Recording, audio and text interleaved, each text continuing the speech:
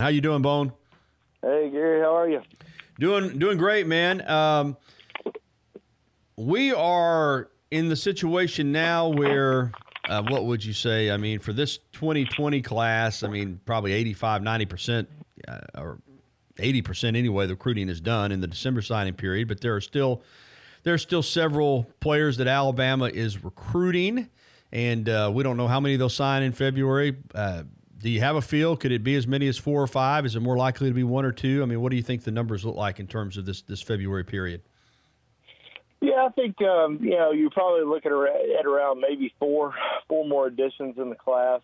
Maybe 5. A lot's just going to depend on Alabama and them making a decision on some of these players that we've talked about in terms of maybe some new offers over the course of the last couple months, and Alabama trying to decide what's important to them, who's important to them, and it's not necessarily they missed on a tight end, they have to go find another tight end. They are recruiting. There are some tight ends and looking at a tight trying to bring in some guys for official visits, but that doesn't necessarily mean that they're going to go full throttle and try to get a tight end on board just because they need one. I think that the guy has to fit in with the program. He has to be still needs to be an Alabama caliber player. Alabama's not just going to go, add another player at the position. Like I said, if they don't feel like they can contribute to the team. So, there are some guys out there that they're recruiting, not just at tight end, but other positions, and they're trying to bring those guys in for official visits this month. And some of these guys haven't even visited Alabama before. So, Alabama will meet with them, sit down with them, talk to them, learn about them, and then just kind of go from there and decide, if they're going to really, really make a strong push for some of these guys in the end. One aspect of this 2020 class that's interesting are the commitments that did not sign in the early signing period, but are still listed as Alabama commitments. What's going on with that, Bone? Well, I think there's a few guys that are out there that are maybe 1 or 2 is not publicly signed, but I think that at least one of the guys may have already signed his letter of intent. Now, I won't say who it is, but I think one of them has already signed. He's just waiting to announce it in February. But 2 guys in the state of Georgia, both teammates, Jamil Burroughs and Javon Baker. I think both those guys. I don't think it was a situation where they wanted to wait and take visits. I think it was more of a probably an Alabama situation where Alabama needed to continue to kind of watch their grades and kind of see what was happening, and because they didn't, by the time the early signing period happened, they did not have the complete fall final grades back yet. So they wanted to look at those again, look at those in January, kind of see where those guys were, and then just kind of go from there. I think both should be fine. I think both will end up being in Alabama's class. Now, will they end up taking some visits? Not really sure. I know Jamil Burroughs is pretty dead set on Alabama. I think he's just really focused in on his academics. And Javon Baker has mentioned a lot of other schools that have continued to recruit him, continued to talk to him, and try to bring him in for an official visit this month. He's still pretty firm with Alabama, and I think it would have to be more on Alabama's side. I think it'd have to be their decision if he decided to go elsewhere. But those are really the 2 main guys that we're kind of focused on this month, kind of seeing what they're going to do as far as commitment-wise. In terms of new commitments, at this point in the process, you don't really are new offers. You don't really get that many new offers at this point. I mean, most of the recruiting for 2020, as we said, is done, or at least the offers are out there. But Alabama's got a new offer out to a defensive back out of Duncanville, Texas, Enos Rakestraw. Now, I look at his profile, and he's got a lot of other offers. What's the deal with Alabama coming in so late on him and making an offer? And do you think the Crimson Tide has a legitimate chance to sign him? Give us some skinny on Enos Rakestraw. Enos Rakestraw, it plays for one of the top high school football programs in the state of Texas, Duncanville High School. And, really kind of just blew up during his senior season. He's got a lot of other college prospects on his team. I think when colleges were going out there to watch other players, he kind of emerged and really just kind of stole the show in some games, and really a lot of schools started offering him. I mean, not only did Alabama recently offer him, but Georgia's offered him recently, Miami, Baylor, several others, and it seems like Ohio State may be on the verge of offering him as well, as they've been in pretty close contact with him. So, it's not always a bad thing when these kids get offered late. It's a good thing. We've seen a lot of good players get offered late in the game, especially at Alabama with guys like Josh Jacobs and Eddie Jackson, for instance. So, I think he's definitely got a chance to end up at a big time school like Alabama. Alabama's working on getting him in for an official visit this month. He definitely will take an official visit. Not sure of the date yet. I think he's still kind of working out the details, trying to figure out his other visits, but I think if he comes on over to Tuscaloosa and really likes it, and Alabama really likes him, I think there's a good chance that he ends up committing and being a part of the class, because he said today in an interview on Rivals.com that we have on BamaInsider that Alabama was his dream school. That's where he's always wanted to go. And I think, like I said, if Alabama really makes a push for him, I think he could be in this class. He's about 6 feet tall, 175 pounds. He'll have a chance to join a really good defensive back group that Alabama signed in December.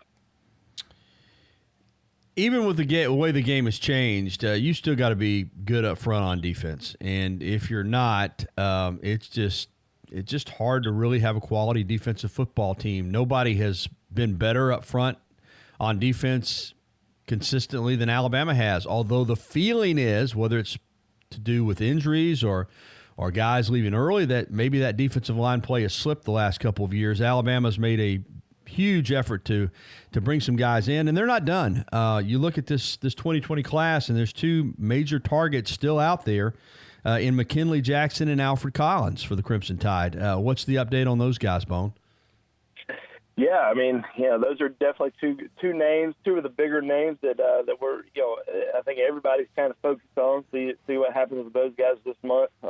McKinley Jackson probably a little bit more talked about than Alfred Collins, just because we've been talking about McKinley Jackson for a couple of years now, ever since he decommitted from LSU. After his sophomore season, and it seemed like Alabama was in the driver's seat for him. But I think that he's got some big visits coming up this month. LSU, Mississippi State.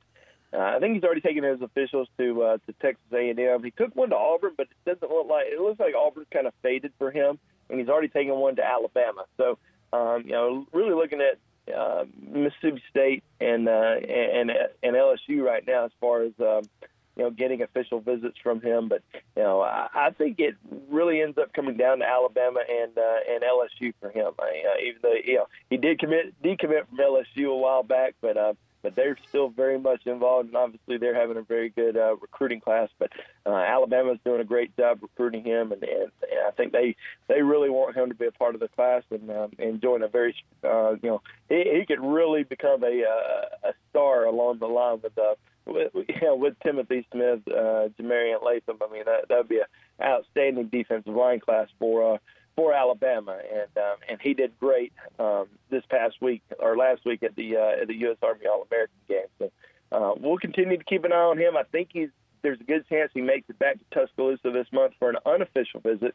So I think that would be big, getting him back on campus. And Alfred Collins, four-star defensive end out of Texas, was favoring Texas for the longest time, and then momentum really shifted during the season over to Oklahoma, and Oklahoma's still in the driver's seat right now, but Alabama kind of turning up the heat on him once again. He already took an official visit to Alabama, but I talked to him yesterday, and he said that he's working on getting back to Tuscaloosa for an unofficial visit sometime this month. So I think if as of right now, I like Oklahoma's chances, but if Alabama could get him back on campus for an unofficial visit, we'll see what happens. I think Alabama would have a good shot if they can get him back in Tuscaloosa this month.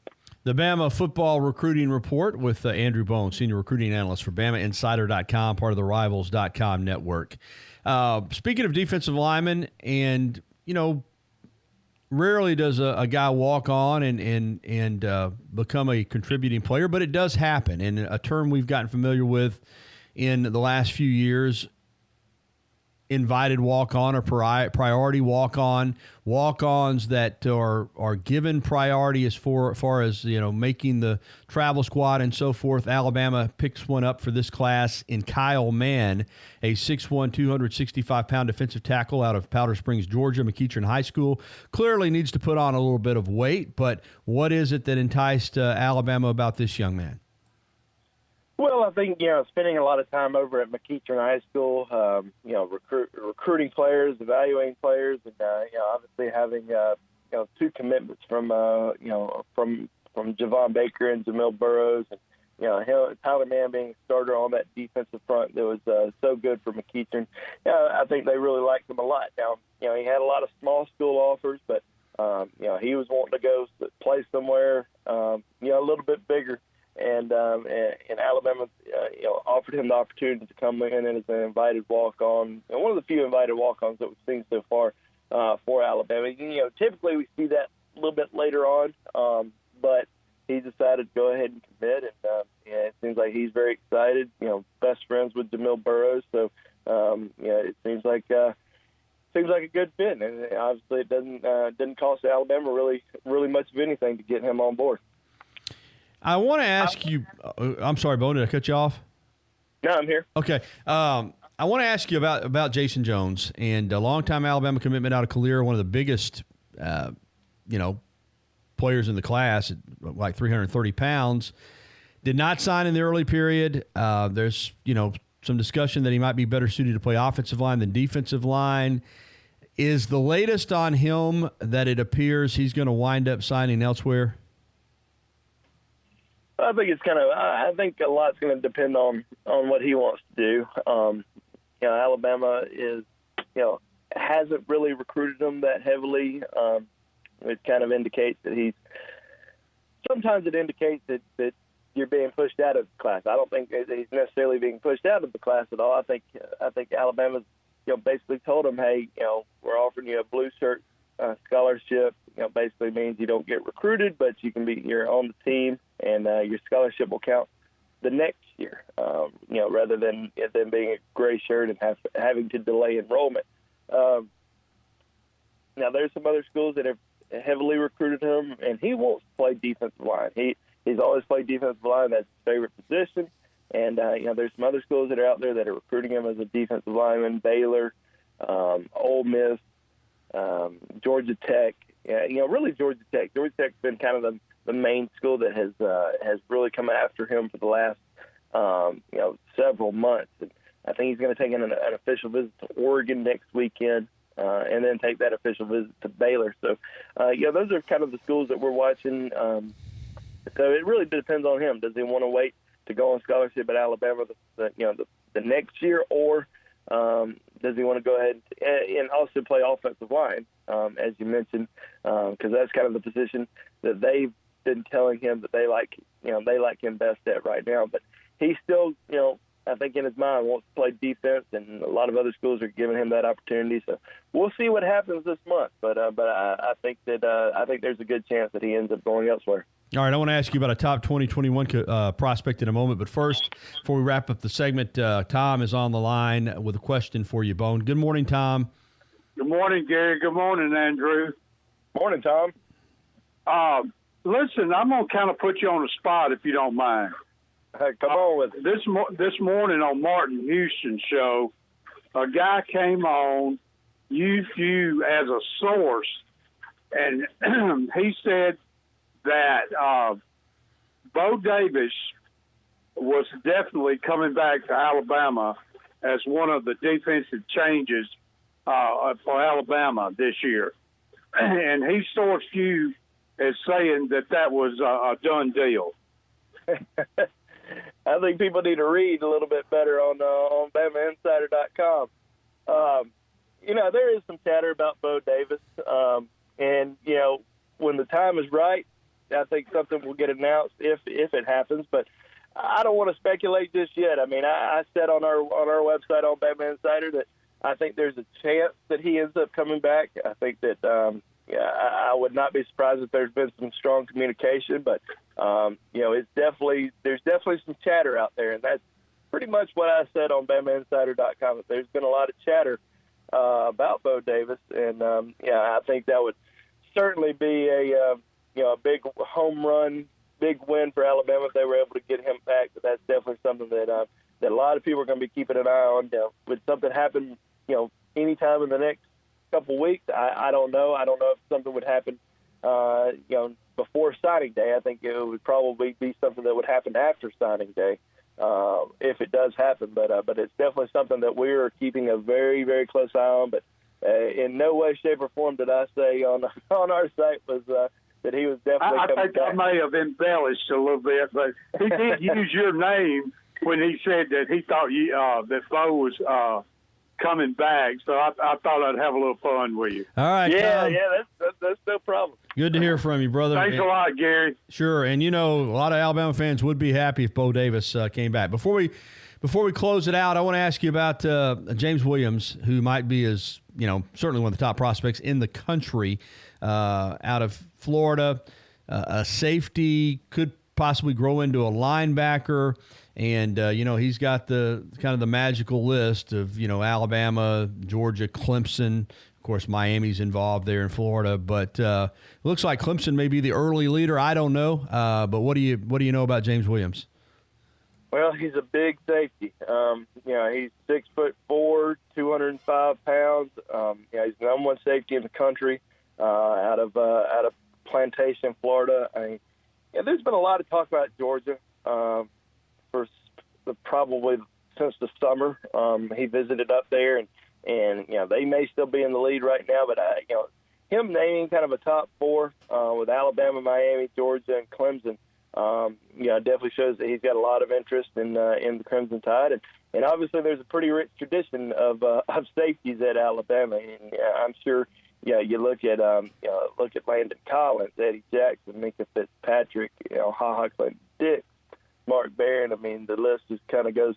Xavier McKinney. The list kind of goes on and on. So I definitely think that Alabama's in the race, obviously with it being in the top four. But I think they get him back on campus this spring, maybe for a junior day, spring game. Continue to chip away and really kind of build that relationship with him. But yeah, I mean, one of the top overall safeties in the country, just a physical freak at his size.